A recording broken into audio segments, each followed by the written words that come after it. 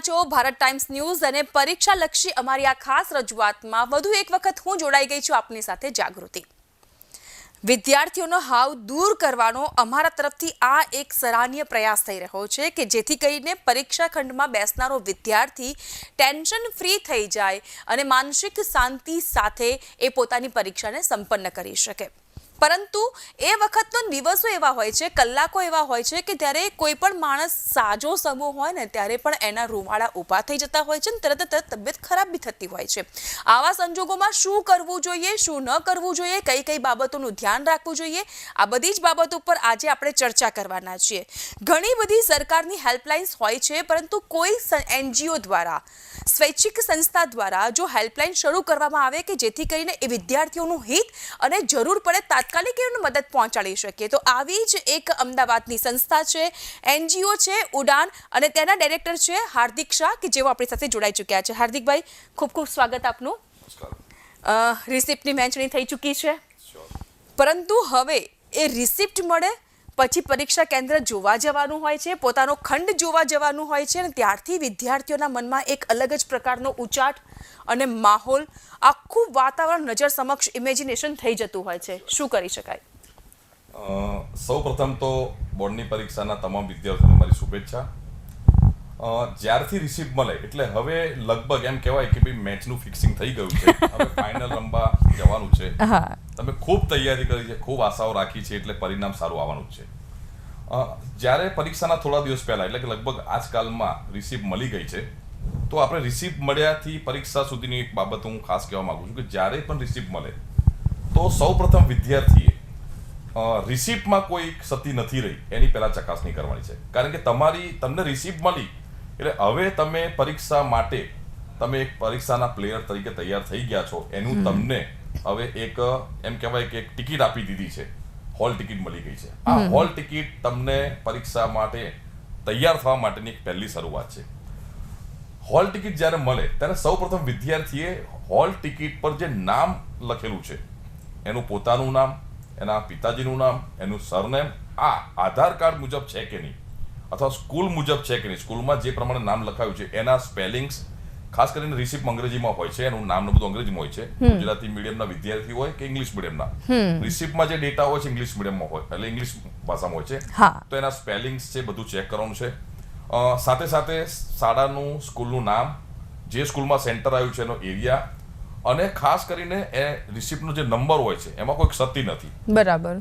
ઘણી વખતે અમારી સામે એવા પણ પ્રોબ્લેમ આવ્યા છે હેલ્પલાઇનમાં કે રિસિપ્ટ બાળકોએ જોયું હોય, બધું ચેક કર્યું, પણ એક વસ્તુ મોટા ભાગે ચેક કરવાની જાય છે કે ગુજરાતી મીડિયમના વિદ્યાર્થીઓને અંગ્રેજીમાં પેપર લખવાનું હોય એવું લખીને આવે છે. એટલે ઘણી વખત રિસિપ્ટમાં છે ને ભાષા પણ લખેલી હોય છે કે વિદ્યાર્થીએ કઈ ભાષામાં એને જવાબ લખવાના છે. એટલે ગુજરાતી માધ્યમ, અંગ્રેજી માધ્યમના છોકરાની રિસિપ્ટમાં અંગ્રેજી માધ્યમ છાપેલું હોય. પછી છેલ્લા ટાઈમે જ્યારે સેન્ટર પર જાય તો સેન્ટર પર પણ આ રિસિપ્ટના આધારે જે બધું સોર્ટ આઉટ કરેલું હોય છે, તો એનો ક્લાસ ગુજરાતી મીડિયમની જગ્યાએ ઇંગ્લિશ મીડિયમમાં થઈ જાય. અને ઘણી વખત એવું થાય કે એ વસ્તુ સોર્ટ આઉટ ના થઈ હોય અને ધ્યાન બહાર જતી રહી હોય, તો પરીક્ષાના દિવસે એ માહોલ ઉભો થાય ત્યારે વિદ્યાર્થી જ્યારે પરીક્ષા માટે તૈયારી કરવાનો ત્યારે એને બીજી બધી દોડધામ થઈ જાય છે, એનો સમય વેડફાય છે અને ઘણી વખત વિદ્યાર્થી ડિસ્ટર્બ પણ થઈ જાય છે. તો આટલી વસ્તુ, નામ ચેક કરવાનું છે, એનો નંબર ચેક કરવાનો છે, સાથેનું સેન્ટર ક્યાં આવ્યું છે, અને આ વસ્તુમાં કોઈ પણ ક્ષતિ જણાય તો શાળાના આચાર્યનો તમે સંપર્ક કરો.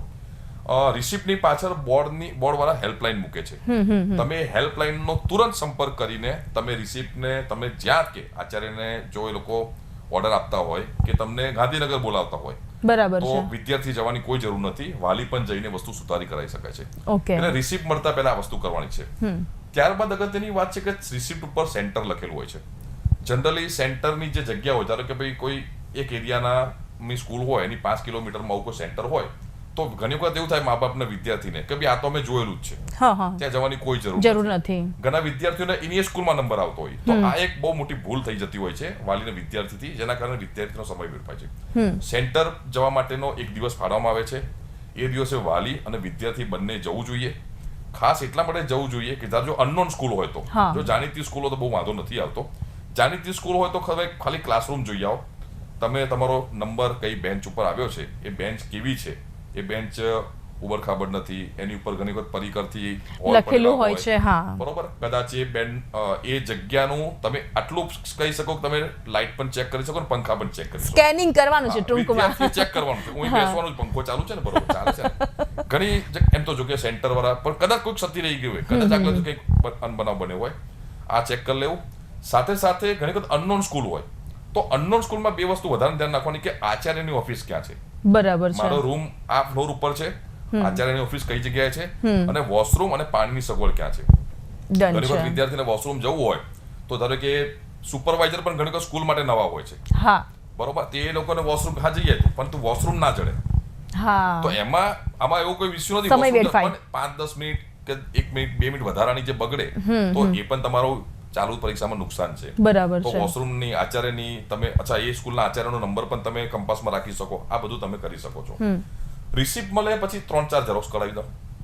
એક વસ્તુ ખાસ ધ્યાન રાખવાની કે મેઇન રિસિપ્ટને ઘણા વિદ્યાર્થીઓ લેમિનેશન કરાવે છે. ઓકે. કે લેમિનેશન કરાવો ને, કારણ કે તમે લેમિનેશન કરાવશો ને પછી ઝેરોક્સ કાઢશો એનો ગેરફાયદો તમને મળતો હોય છે. ઝેરોક્સ સારી નથી આવતી. રિસિપ્ટને લેમિનેશન કરવાનું ના પાડે છે બોર્ડ વાળા. 4-5 ઝેરોક્સ તમે રિસિપ્ટની કરાવી દો. એક કંપાસમાં રાખો, ઓરિજિનલ સાથે ઝેરોક્સ રાખો. હા. જ્યારે બોર્ડમાં જાઓ ત્યારે ઓરિજિનલ રાખો ને સાથે ખિસ્સામાં એક ઝેરોક્સ પણ રાખો. નજીકના સગાને આપી દો, બરોબર. વોટ્સઅપમાં ફોટા રાખો. આવું બધું તમે 2-3 વસ્તુ તમારે તકેદારી કરી રાખવાની, શકો છો. જેથી કોઈ પણ નાનો મોટો ઇસ્યુ થાય તો તમને પરીક્ષામાં ડિસ્ટર્બ ના થાય. હવે આ તો રિસિપ્ટ મળ્યા પછી વિદ્યાર્થીઓએ શું કરવાનું છે એ તમે ખૂબ જ સરસ રીતે વાતચીત કરી અને સલાહ સૂચન પણ આપ્યા. પરીક્ષા પહેલાના જે દિવસો હોય છે એમાં માતા પિતા અને વિદ્યાર્થી એ લોકોએ કઈ કઈ બાબતનું ધ્યાન રાખવું જોઈએ? હવે રિસિપ્ટ મળી ગઈ એટલે હવે લગભગ ગણતરીના દિવસો બાકી રહ્યા છે. હા. સૌ પ્રથમ એક કહેવતની વિશે વાત કરીશ કે sound mind in sound body. Okay.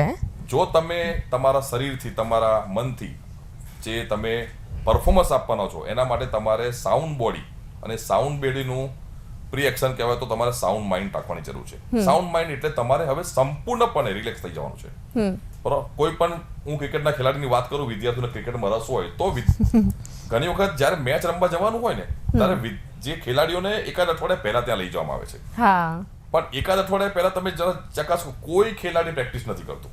બધા રિલેક્સ માહોલમાં રહે છે, બરાબર. અને આ વસ્તુ શું છે કે તમારા મનને અને તમારા શરીરને ટ્યુનિંગ કરવાનો વિષય છે. ઓકે. હવે તમે છોડી દો બધું. હવે તમે મહેનત કરી છે, હવે કઈ અઠવાડિયામાં નવું થવાનું નથી. ઉપરથી ઘણી વખત એવું થાય છે કે તમે છેલ્લા ટાઈમે તમે આ બધું કરો ને એટલે તમને કંઈક નવા વિચાર આવે, પેલું બાકી રહ્યું છે, પેલું બાકી રહ્યું છે. ઘણી વખત અફવા દોરાતું હોય અને એટ્રેક્ટિવ પ્રકાશનો 10મા 12મા બહુ જ કરતા હોય. બહુ જ. આ વિદ્યાર્થીનું એટ્રેક્શન થતું હોય છે. છેલ્લા ટાઈમે તમે વાંચો એટલે તમને એમ થાય મારે પેલું બાકી છે, ભ્રમિત થઈ જવાય ક્યારેક. ભ્રમિત થઈ જવાય. તમને એ ટેન્શન વધવા માંડે. આ ટેન્શન હંમેશા, જો ચાવી ખોઈ જાય ને તો ચાવી તમને બધાને આ વસ્તુ થઈ હોય, ચાવી ખોઈ જાય તો મળે જ નહીં. પણ તમે જ્યારે રિલેક્સ બેસો પછી ખબર પડે કે આ ચાવી મેં અહીંયા કદાચ મૂકી અહીંયા ગયો હતો. આ એક વસ્તુ સાયકોલોજી છે, હ્યુમન સાયકોલોજી છે કે આવું થતું જ હોય છે. તો વિદ્યાર્થી હવે કોઈ વાંચવા નથી, કોઈ નવા પ્રયોગો કરવા નથી. મા બાપને તકેદારી રાખવાની કે જેમ જૂના જમાનામાં અમે નાના હતા તો ઘરે બધા પેન આપવા આવે, શુભેચ્છા આપવા આવે ને, તો એક માહોલ એવો બનાવવાનો કે આવી રીતે કોઈને ડિસ્ટર્બ કરવા ના આવે. વિદ્યાર્થીઓને ઘણા લોકો નવી પેનો આપી જશે, ઘણા સાધનો આપી જશે, તો વિદ્યાર્થી આખું વર્ષ જે પેનનો ઉપયોગ કર્યો છે એ જ પેનનો ઉપયોગ કરે, કોઈ નવા પ્રયોગો કરવાની જરૂર નથી. એટલે આ ખાસ ધ્યાન રાખવાનું. વાલીએ ધ્યાન રાખવાનું છે કે ઘરમાં માહોલ રિલેક્સ રહે. બરાબર. અનિચ્છનીય કોઈ ટીવીના પ્રોગ્રામો ના ચાલે, કોઈ આજુબાજુ લગ્નનો પણ પાછો માહોલ છે, સાથે સાથે ઋતુ પણ બદલાય છે, એટલે ઘરમાં એવો માહોલ હોય કે વિદ્યાર્થી રિલેક્સ રહે.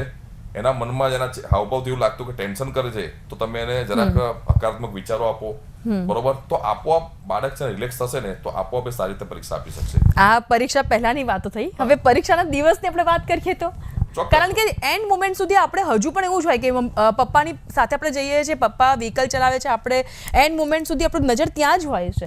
એટલે એમાંથી આપણે બહાર નીકળવું અને એકદમ મગજને પ્રફુલ્લિત કરવું વધારે જરૂરી છે. ચોક્કસ આ માહોલ ખૂબ જ વિદ્યાર્થીઓમાં જોવા મળે છે. ઘણી વખત ઘણા બધા હોશિયાર વિદ્યાર્થીઓમાં પણ જોયું છે કે ભાઈ બાળક સેન્ટર પર આવતો હોય તો બારું ભૂભું વાંચતું હોય, કલાક પહેલા પહોંચી ગયા તો અને પાછું ફ્રેન્ડ્સના ટોળા જો ત્યાં ભેગા થઈ ગયા, ત્યાં વાંચ્યું, આ મોસ્ટ ઇમ્પોર્ટન્ટ છે. એટલે એને હળબળાહટમાં એવું થાય કે શિટ, મારાથી રહી ગયું છે, મેં કર્યું નથી, પ્રિપેર નથી કર્યું, ચાલ નજર નાખું. એટલે જે પોતે કરતો હોય છે એ છોડીને પેલાએ કીધું છે એટલે કરવા લાગે થાય છે. અને આ ખાસ મા બાપે તકેદારી રાખવાની છે, બરોબર, કે આગલા દિવસે તમારે એને તૈયાર કરવાનો છે, બરોબર. એ સૌથી પહેલા તો પૂરતી ઊંઘ લે. આગલા દિવસે હું સૌથી પહેલા વાત કરું તો એના બધા સાધનો એને તૈયાર કરી દેવાના છે. હા, રિસિપ્ટની ઝેરોક્સ છે કે રિસિપ્ટ છે કે એનો કંપાસ છે, એના કંપાસમાં પૂરતી વસ્તુઓ છે કે નહીં, અને આ પૂરતી ઊંઘ લે, બરાબર, વહેલા સુઈ જાય, બરોબર. જો 10માની લગભગ સવારે પરીક્ષા છે, 12માની બપોરે છે, તો 12મા વાળા ઘણી વાર રાતે મોડા સુધી વાંચે છે, પછી સવારે મોડા ઉઠે છે. તો એ મોડા ઉઠવાના કારણે પણ જે આમાં ઘણી વખત કેવું કે જે રીતે તમે આખું વર્ષ ઊંઘ લેતા હોય એનાથી નવો ટાઈમ મેનેજમેન્ટ ઊંઘને આપો તો એ મનને એ સ્થિતિમાં આવતા વાર લાગે છે કે તમારી પહેલી પરીક્ષા કે બીજી પરીક્ષા આવી રીતે ડિસ્ટર્બમાં જતી હોય છે. ઘણા છોકરાને કે હું વાંચી શકું છું, હું ઉજાગરો કરી વાંચી શકું, મને કશું નહીં, પણ એવું નથી હોતું. જ્યારે પરફોર્મન્સ આપવાનું હોય છે ત્યારે ઊંઘ તમારી જે ન પૂરી થઈ હોય, બરોબર, એ તમને ચોક્કસ ખલેલ પાડે જ છે. અને એના કારણે તમે જે પરફોર્મ કરવાનું આખા વર્ષની 3 કલાકમાં જ્યારે પરફોર્મ મારવાની હોય ત્યારે તમને તકલીફ પડતી હોય છે. સાચી વાત છે. પૂરતી ઊંઘ લે. ફૂડ મેનેજમેન્ટ ખૂબ અગત્યની વસ્તુ છે. સાચી વાત. જો તમે યાદ કરેલું ચોક્કસ સમય યાદ રાખવા માંગતા હોય તો આપણા માઇન્ડને પુશઅપ કરવા માટે ડ્રિંક લેવું વધારે સારું છે. કોઈ પણ તમે જ્યુસ લઈ શકો, દૂધ લઈ શકો, ચા કોફી લઈ શકો, આ કોઈ પણ પ્રકારના ડ્રિંક એ માઇન્ડને ખૂબ જ સરસ રીતે એનું જે બ્લડ સર્ક્યુલેશન ખૂબ સરસ વધારે છે અને તમારી યાદશક્તિમાં ખાસો ફરક આવતો હોય છે. તો છોકરાઓને અમે વિદ્યાર્થી ખાસ કે સવારે ખૂબ જ હળવો નાસ્તો લો અને ખૂબ જ પૂરતી ઊંઘ લો, પ્રફુલ્લિત લો. કોઈ પણ પુસ્તક નરવાની જરૂર નથી. સવારે ઘણા બધા મેસેજ આવશે, ઘણા બધા ફોનો આવશે કે આ નિબંધ પૂછાયો છે, સાઈડમાં મૂકી દો બધું જ. મારા શિક્ષક ઓળખે છે, મારા બોર્ડના અધિકારી ઓળખે છે, એમને મોકલ્યું છે, ગઈ વખતે મોકલ્યું હતું તો પૂછાયું હતું, બરોબર. આ બધામાંથી સાઈડ માંથી જાવ છો, બધી અફવા છે, બધું તમને ડિસ્ટર્બ કરનારું છે. અને છેલ્લા મુમેન્ટે જ્યારે તમારે પરફોર્મ આપવાનું ત્યારે આ બધી વસ્તુ આવતી હોય, બરોબર. હું ઘણી વખત વિદ્યાર્થીને કહેતો હોઉં છું કે ભાઈ તમે હોરર ફિલ્મની બીક લાગે તો ઘણા કે આ બીક લાગે, મેં કહું હોરર ફિલ્મ છે ને એનો સાઉન્ડ બંધ કરી દેજો. હવે તમે હોરર ફિલ્મ જુઓ, તમને કોમેડી ફિલ્મ લાગશે. એક્ઝેક્ટલી. તમને કોમેડી, આ બધો ડર છે ને આજુબાજુનો અવાજોનો છે.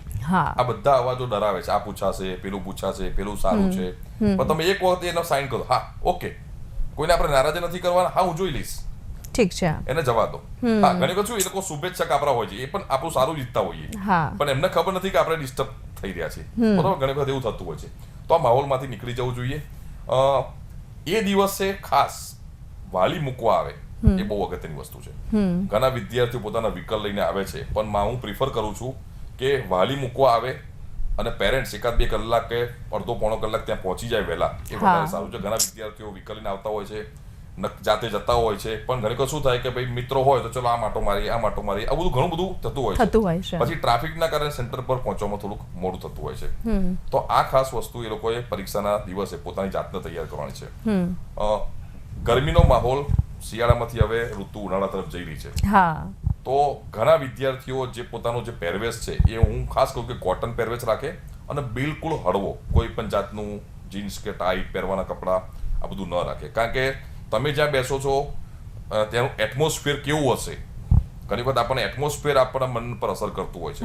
ઋતુને કારણે અત્યારે બદલાતી ઋતુ છે, એટલે આમ કહેવાય કે ઘણા બધાને ઇન્ફેક્શન થતા હોય છે.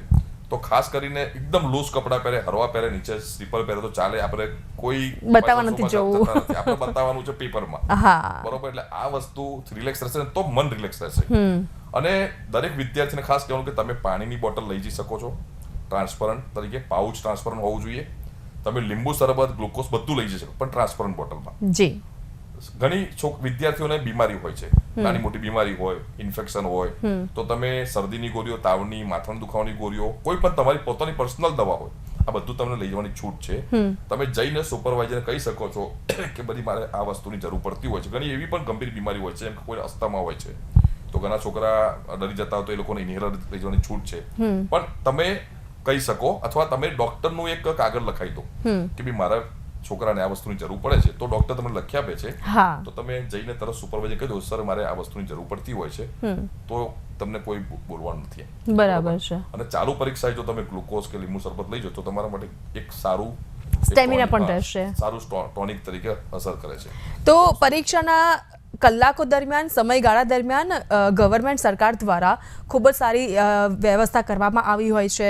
પોલીસ તો ચુસ્ત બંદોબસ્ત હોય છે, ડૉક્ટરની ટીમ પણ હોય છે, એમ્બ્યુલન્સ પણ તૈયાર હોય છે. ઉડાન કેવી રીતે કામ કરે છે? આ સમયગાળા દરમિયાન, કારણ કે ગવર્મેન્ટની હેલ્પલાઇન નંબર હોવાની સાથોસાથ જો ઉડાન એક એનજીઓ તરીકે પણ ખૂબ જ ઉમદા કામ કરે છે, તો આપ કેવી રીતે કામ કરો છો? છેલ્લા 12 વર્ષથી મારે પર્સનલ કોચિંગ સેન્ટર અને એનજીઓ હું ચલાવું છું, અને છેલ્લા 12 વર્ષથી અમે એક આવી હેલ્પલાઇન ચલાવીએ છીએ કાટોડિયા વિસ્તારમાં. કાટોડિયા વિસ્તારમાં લગભગ અમારે 5 થી 7 સેન્ટર આવે છે, એમાં લગભગ એમ કે 30 થી વધારે સ્કૂલો આવરી લેવાય છે. બરાબર. તો અમે એ 5 થી 6 સેન્ટર ઉપર અમારી એક ટીમ છે, એ અમારી ટીમમાં સાયકોલોજીસ્ટ પણ હોય છે, 1-2 ડોક્ટર પણ હોય છે, વિષયના નિષ્ણાત પણ હોય છે, અને આચાર્ય પ્રિન્સિપાલ આવી જે અમારા એનજીઓમાં કામ કરે છે લોકો પણ જોડાયેલા હોય છે. બરાબર છે. અમારી ખાસ ફેસિલિટી હોય છે on the day of exam. બરાબર. એ દિવસે અમે ટેબલ મૂકીએ છીએ અમુક સ્કૂલો સેન્ટરની બહાર, જ્યાં સ્ટેશનરીની કીટ અમારી જોડે હોય છે, દવાઓની કીટો હોય છે, સાથે સાથે અમારી જોડે 2-3 રિક્ષા, 4-5 એક્ટિવા સાથેના વોલેન્ટિયર છોકરાઓ, અને નજીકની હોસ્પિટલમાં અમે સંપર્ક કરી રાખ્યો છે ડોક્ટરોનો કે તાત્કાલિક જરૂર પડે તો એમ્બ્યુલન્સ ક્યાંથી મળે. ઓકે. તો આવી રીતે અમે લગભગ 5 થી 6 જગ્યાએ એવી હેલ્પલાઇન ચાલુ કરીએ છીએ, અને પૂર્વમાં ઘણા બધા એવા કિસ્સા પણ બન્યા છે કે ચાલુ પરીક્ષામાં કોઈને ચક્કર આવ્યા હોય, કોઈ છોકરીને ખેંચ આવ્યો. ગઈ સાલ જ લગભગ એક છોકરીને ખેંચ આવી હતું રાણીપની સ્કૂલમાં, તો અમે એમ્બ્યુલન્સ તાત્કાલિક મોકલી, અને લગભગ એવું જ લાગતું હતું કે છોકરીને એવું લાગ્યું ને સ્કૂલને એવું લાગ્યું કે પરીક્ષા નહીં આપી શકે, પણ એક ટીચર અમને ફોન કર્યો, અમે હોસ્પિટલ મને પહોંચાડી, ત્રિષા હોસ્પિટલ ની સારી સેવા મળી, અને લગભગ વિથિન એમ કે 15 મિનિટમાં એ છોકરી રિલેક્સ થઈ ગઈ. બરાબર છે. એના મા બાપ પછી ઘરેથી આવે પહેલા રિલેક્સ થઈ ગઈ, અને એના મા બાપ હોસ્પિટલે પહોંચ્યા, પણ છોકરી ત્યાં સુધી સ્કૂલે પહોંચી ગઈ, અને પરીક્ષા ચાલુ થઈ ગઈ, અને 15 મિનિટ એક્સ્ટ્રા આપવામાં આવી, અને ખૂબ રિલેક્સ પરીક્ષા આપી શકી. એટલે ઘણી વખત હેલ્પલાઇનમાં આવો પ્રોબ્લેમ પણ થાય છે. એકાદ વખત નામના કારણે પ્રોબ્લેમ થયેલો રાણી વિસ્તારમાં સ્વામિનારાયણ સ્કૂલ અને ન્યૂ સ્વામિનારાયણ સ્કૂલ હતી 3-4 વર્ષ પહેલા, એનું કન્ફ્યુઝન છોકરી બીજા વિસ્તારની હતી, ખોટી સ્કૂલમાં પહોંચી ગઈ હતી. ત્યાં પણ એવું થયું કે હવે એને પહોંચવા માટે રિક્ષા નથી મળતી, પહોંચી ગઈ ત્યાં, તો એને કોકે કીધું કે ભાઈ હેલ્પલાઇન નંબર જે મારે ફોન કર, તો રિક્ષા ગઈ અને એને લઈને ત્યાં મૂકી આવી. એટલે આવી ઘણી વખત કેવું હોય છે કે નાના બાળકો હોય છે, જ્યારે વાલી મૂકીને જતા રહેતા હોય છે, ત્યારે કન્ફ્યુઝન થઈ જતા હોય છે, અને જ્યારે ડિપ્રેશનમાં આવી જાય ત્યારે કોઈની સલાહ પણ મદદ માંગી શકતા નથી. તો આવી હેલ્પલાઇન ઘણી વખત શું છે કે છોકરાનું આખું એક કરિયરનું એક વર્ષ બચાવી શકતું હોય છે. એટલે ખરેખર ઉમદા કાર્ય તો આપ શ્રીના દ્વારા જે ઉડાન કરી રહ્યું છે, અને એ ઉડાન ઘણા બધા વિદ્યાર્થીઓને ઉડાન પણ પૂરી પાડી રહ્યું છે. એટલે કાબિલે તારીફ તમારી આ આખી એક પ્રોસેસ રહી છે હાર્દિકભાઈ, કારણ કે આપણે તૈયારી કરાવડાવી, અને આપણે શાળામાં પણ ફીસ આપતા હોઈએ છીએ, પર્સનલ ટ્યુશન કે ક્લાસીસમાં પણ ફી આપતા હોઈએ છીએ, પરંતુ કોઈ પણ પ્રકારના સ્વાર્થ વગર નિસ્વાર્થ આપણે એનજીઓ ચલાવી અને વિદ્યાર્થીઓને એમના મુકામ સુધી પહોંચાડવા, એ ખૂબ જ સરાહનીય કામગીરી છે. તમારી જાત ઉપર વિશ્વાસ કરો, અને તમે કરેલી મહેનત પરિણામ આપશે જ, બસ એટલું જ ધ્યાનમાં રાખીને તમારે આ બોર્ડની પરીક્ષા આપવાની છે. તો મળીએ ફરી એક વખત વિશેષ રજૂઆતમાં. ત્યાં સુધી મને આપશો રજા, અને આપ જોતા રહો ભારત ટાઈમ્સ.